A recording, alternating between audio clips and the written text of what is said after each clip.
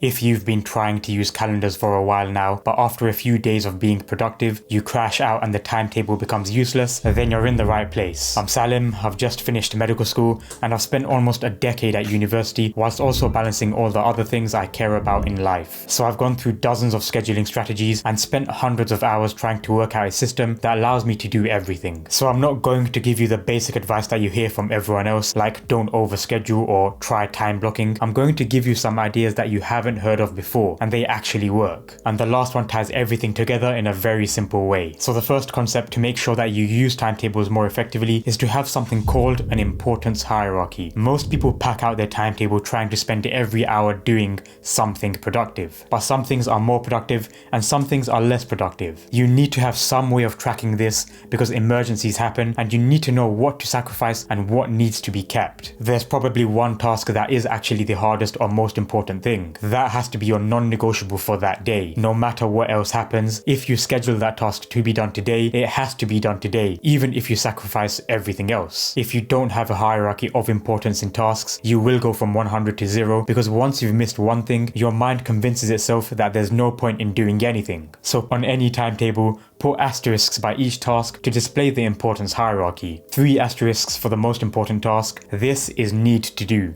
For moderately important, this is a should do, and for 1 minorly important, this is a would be nice to do. As long as you make sure you do the most important tasks each day, you can make sure you maintain momentum and don't just quit your schedule after 2 days like everyone else. The next timetabling mindset mistake that makes people quit after a very short amount of time is making a timetable that has no balance between work and rewards. Your schedule should not treat you like a slave. Your schedule should give you regular rewards, like how you give a cat a treat if it's demonstrated good behavior. Rewards are psychologically energizing. Nobody likes to work, and work is draining, so you need to counteract those hours with energizing hours. So place rewards in your week so you can see the light at the end of the tunnel. You can keep going and push through when you know there's something good on the other side. Do this with yourself by saying that you'll have an evening to play games or watch a show or get dinner with friends. Balance your timetable. Don't just treat yourself like a slave. And the last concept builds on this aspect of balance within a schedule and prioritization. Most people treat timetables as they have 7 blocks, 1 for each day. But the problem with this is that you only have 7 chances to get things right, and it's so easy to let the whole week go